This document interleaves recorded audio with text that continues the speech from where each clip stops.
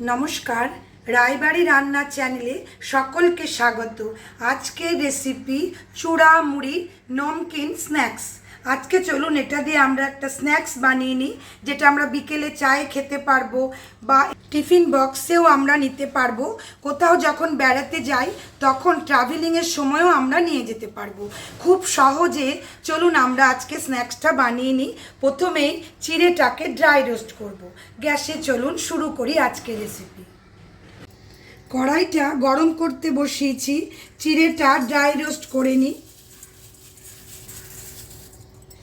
ফ্লেমটা medium to হাইতে রেখে 5 থেকে 6 মিনিট শুধু নেড়ে যেতে হবে, তাহলেই চিড়েটা আমাদের রোস্ট হবে। এভাবে নেড়ে যায়, ফ্লেমটা মিডিয়াম টু হাই। দেখুন চিড়েটা আমরা এভাবে রোস্ট করলাম, এ দেখুন গুঁড়ো হয়ে যাচ্ছে আর একটা আওয়াজও আসছে। এতটা কিন্তু করতে হবে, তবেই আমাদের টেস্টি হবে আজকের রেসিপিটা। এবারে আমি নামিয়ে নিই। এবারে মুড়মুড়াটাকেও আমি একটু রোস্ট করে নিই। এখন কিন্তু আঁচটা কমাবো না, ফ্লেম হাই রেখেই করব। মুড়িটাকে আমাদের বেশি রোস্ট করতে হবে না, যদি টাটকা মুড়ি হয়। আমার মুড়িটা এমনিতেই মুড়মুড়া আছে, ওই জন্য বেশি নাড়বো না। দেখুন এরম অবধি কিন্তু হতে হবে। মুড়িটাও আমি নামিয়ে নিচ্ছি। কড়াইটা তো আমাদের গরমই আছে, এবারে আমি তেল দিয়ে দিই। তেলটা একটু গরম হয়ে যাক।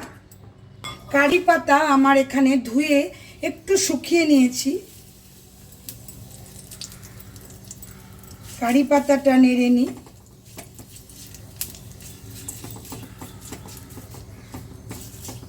ফ্রেশ কারি পাতা হলে একটু টাইম দিতে হবে।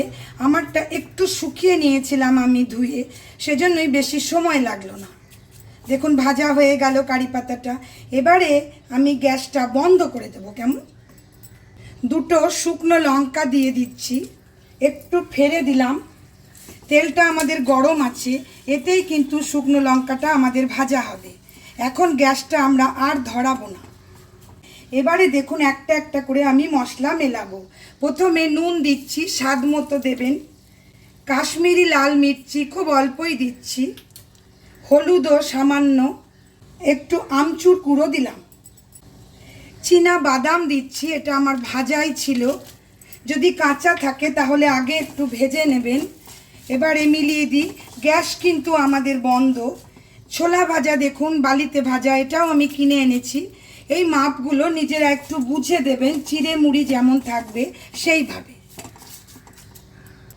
এবারে আমি আস্তে আস্তে চিড়েটা মুড়িটা ছেড়ে দিই আর নেড়ে নেড়ে দিই, কেমন, যাতে মিলিয়ে যায় আমাদের।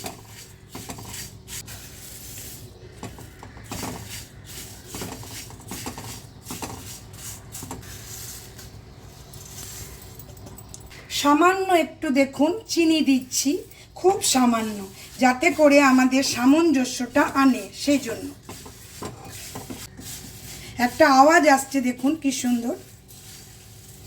ঘরে খেলে গরম চা কফির সাথে খান, আর যদি বাইরে নিয়ে যান বেড়াতে যাওয়ার সময়, তাহলে একটা এয়ারটাইট কন্টেনারে ভরে নেবেন। এবারে আমি একটু চানাচুর দিচ্ছি, এটা অপশনাল, টেস্টটা বাড়িয়ে দেবে সেজন্য। ঝুরি ভাজাও একটু দিচ্ছি। এগুলো আমার ছিল তাই দিলাম, না থাকলে অসুবিধা নেই। আবার মিলিয়ে দিই। রেসিপিটা অবশ্যই ট্রাই করুন। যদি ভালো লাগে please like, share, comment and subscribe my channel. Subscribe করে পাশে থাকা বেল আইকন অবশ্যই প্রেস করুন নতুন নতুন রান্নার নোটিফিকেশানের জন্য। দেখুন কত কম তেলে আমরা একটা স্ন্যাক্স বানিয়ে নিলাম। এরকম দেখবেন বাজারে কিনতেও পাওয়া যায়। বাড়িতে বানিয়ে রাখলে বাচ্চারা খুব ভালোবাসবে আশা করছি। এবারে আমরা এটাকে একটা এয়ারটাইট কন্টেনারে ঢেলে দিচ্ছি। চূড়া মুড়মুড়া নমকিন স্ন্যাক্স আমার রেডি হয়ে গেল।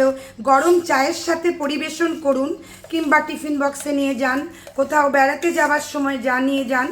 কাজু কিশমিশ দিলাম না, এই ভাজাতে দেবার কোনো দরকার নেই, এটা একদম ঘরোয়াভাবে বানানো। এটা কিন্তু অবশ্যই ঠান্ডা করে ভরবেন। এভাবে কন্টেনারের মুখটা লাগিয়ে দেবেন আর রেখে দিন, বেশ কিছুদিন ভালো থাকবে, এটুকু বলতে পারি। আজকে আমি এই পর্যন্তই। সকলে ভালো থাকুন, সুস্থ থাকুন।